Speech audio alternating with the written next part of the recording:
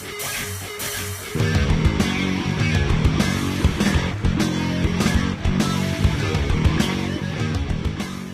there, I'm Ashley Conrad, and welcome to the Daily Muddy. Well, with all the crazy happening on the regular, I definitely feel better after learning how to shoot a gun last week. Huge shout out to my new friends at Practical Tactical for the lesson. Brittany and I had an absolute blast, and our instructor Brian was amazing. I highly suggest taking the course and experiencing that kind of exhilaration, even though I was a little nervous at first. Sadly, I feel like being able to protect myself and my family is becoming more and more relevant and important these days.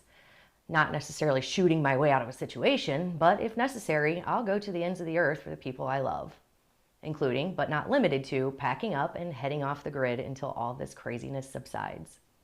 I mean, we have the FBI storming Mar-a-Lago, which, let's be honest, I'm sure they were after something. The question is, what is it, and who does it incriminate? Like the Ghislaine Maxwell client list, it may never come to light, unless, of course, it incriminates Trump. Aside from that, we have the January 6th hearings getting ready to resume. And then closer to home, we have people threatening to blow up the mayor right here in Q-Town. Now, while some people might look at that and say, oh, he's just crazy, isn't that the point? If I've learned anything, it's that instability, drug-induced or otherwise, is not something to be taken lightly. Mayor Trope has filed an order of protection against Jason Priest, he of the multiple city council outbursts. Last week's outburst seemed to be the final straw. And I don't blame him. Sorry, but if someone said Jesus was coming for me with dynamite, I'd want an OP too. And nationally, can't we do better than two old geezers running for president? Biden is awful. We all know it. And the folks who aren't willing to admit this, it's likely that they just don't want to give the other side an inch.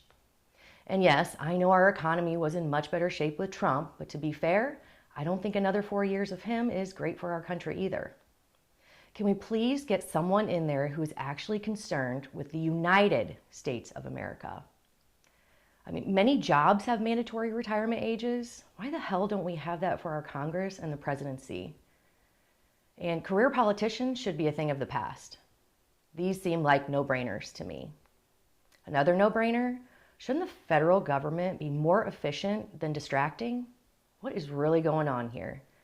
It seems like both sides are working diligently to destroy our great nation. And the worst part, they're using our money to do so. And even worse, we're letting them.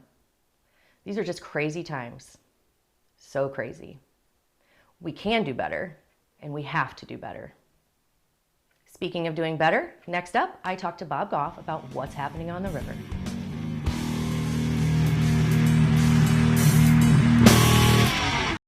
Quincy Warehouse Bargains is your Quincy home improvement store.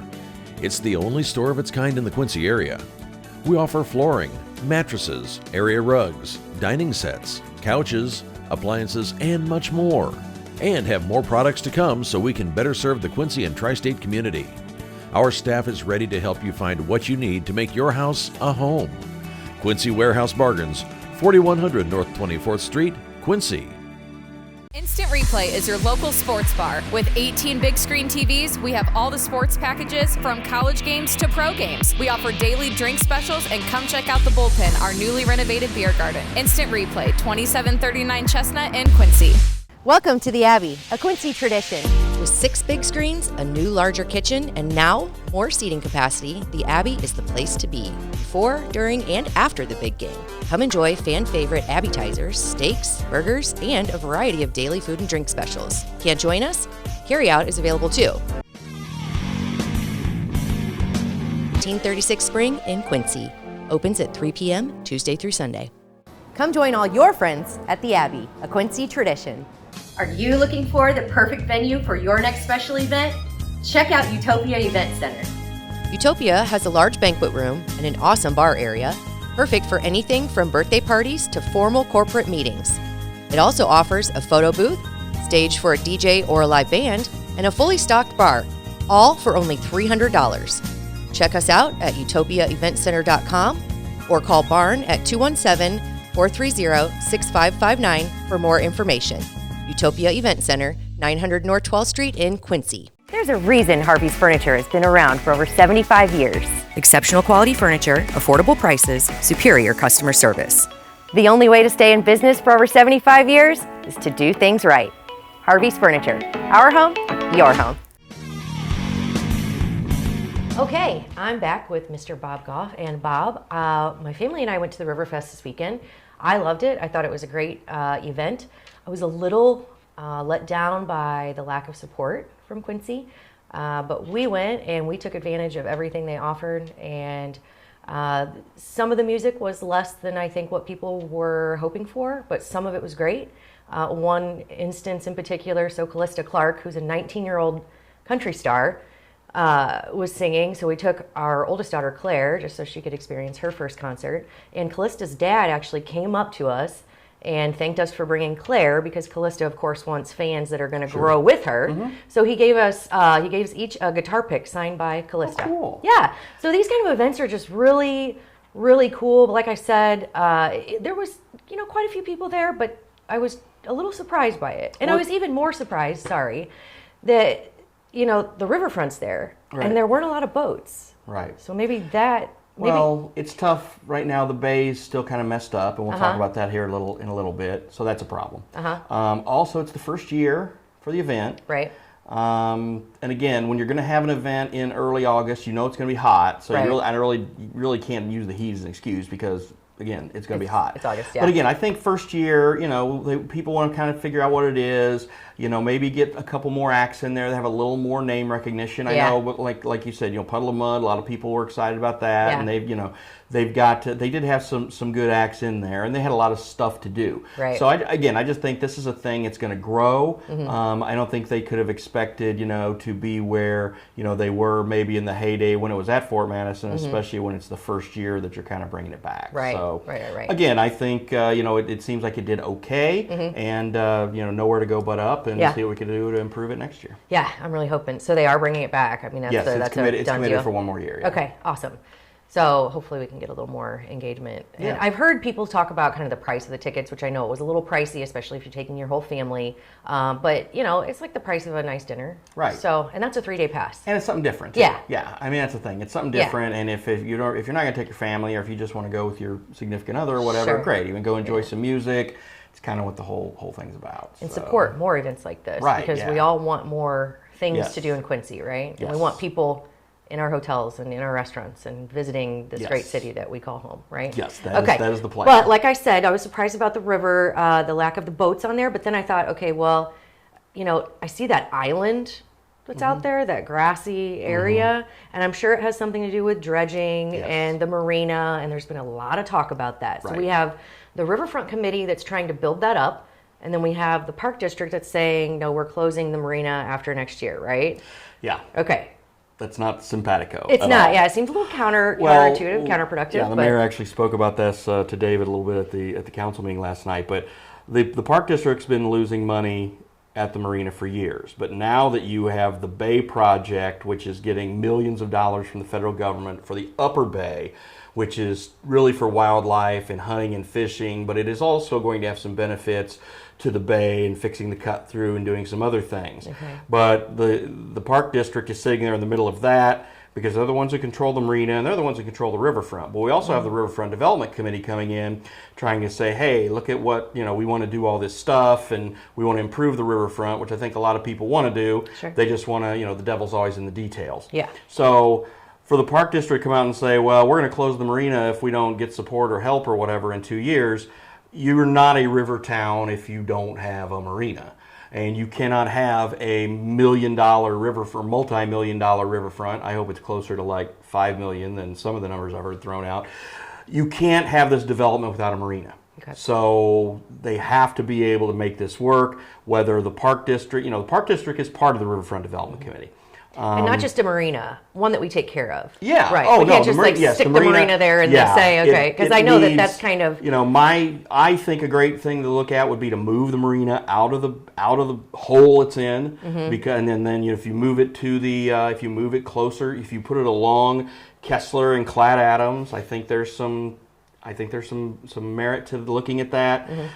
Getting the boat club involved is another thing. I think they would be more than willing to assist in some way because, again, it's tough for them to be a boat club if they can't have their boat right there. Yeah. So, again, I think there's a lot of conversation going on right now. And, I think that, if the park district comes out and says, we're not going to support the marina. Well, you've got a park board election coming up in 23, so you might have a whole new slate of park board people anyway who might come in and say, yeah, let's keep the marina open.